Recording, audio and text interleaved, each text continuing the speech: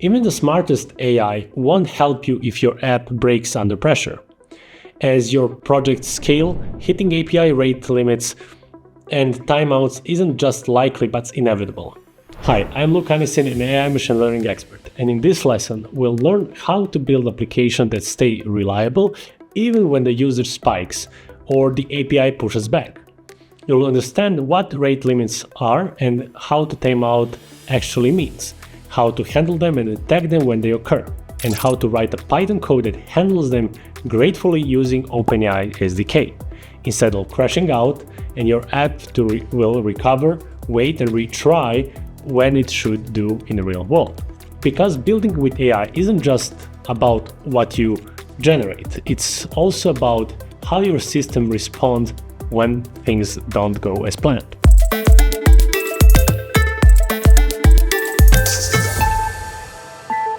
All of the aforementioned providers of LLMs have their own restrictions on how many times you can ping their LLM, how many times per minute you can get some response, and so on. This creates kind of a balance of everybody using this for all of their applications versus just somebody who actually pays more, because they have tiers on how they conduct these limits, right? So if you are just using this normally, and sometimes there will be a big spike of usage on their end, and the response might take a longer time. So what happens to your application? Well, it freezes or it errors out. So it's not a great experience for you or your user, right? So in this case, I just want to demonstrate how to prevent these errors to be really ugly for you and your users, but to control them and to guarantee some output either way. In this case, we'll from OpenAI import, of course, OpenAI to create our client, then rate limit error and API timeout error.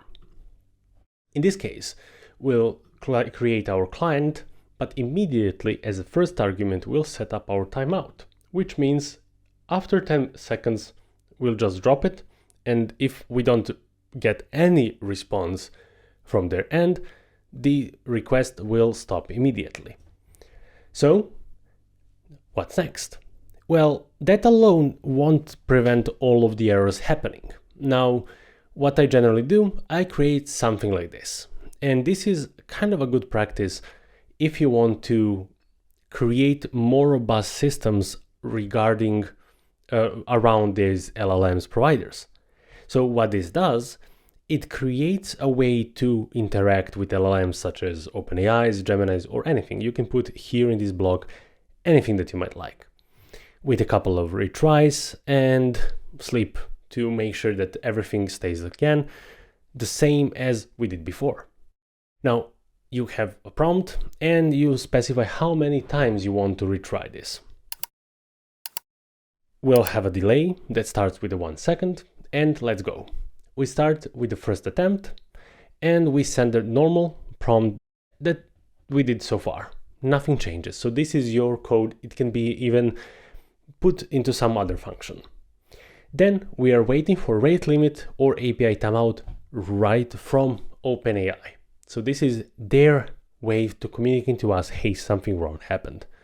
If that happens, we'll first check if we reach the specific amount of attempts that we wanted. If not, let's sleep a bit. So let's wait. We are not pinging their server constantly. Maybe it was overloaded, right? If everything happens, that's good. Let's try again. And we try many times, as many as we want, to get the response. Here we go. Immediately we got the response. Now this was a small upgrade regarding the way and just a thought process on how to build more robust applications in production and not just sending blindly requests to any of these LLM providers, because they have their own limits and their limits might destroy your experience much more than their own. So be careful with the retries and be careful with their API limits. Always respect their limits, so don't try to go overboard, and try to be everything server-side for batching when you have multiple customers at the same time. Every real-world system needs to be ready for failure. Not because it's poorly built, but because it's built to last. Today, you'll learn how to recognize and handle API rate limits and timeouts before they become blockers, by adding proper error handling, retries, and graceful fallbacks. You'll take a step from writing a code to building infrastructure, because at scale, resilience isn't optional, it's part of the design.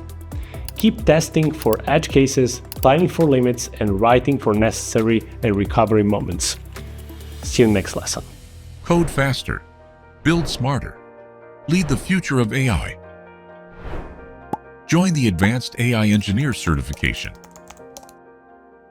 Check out our website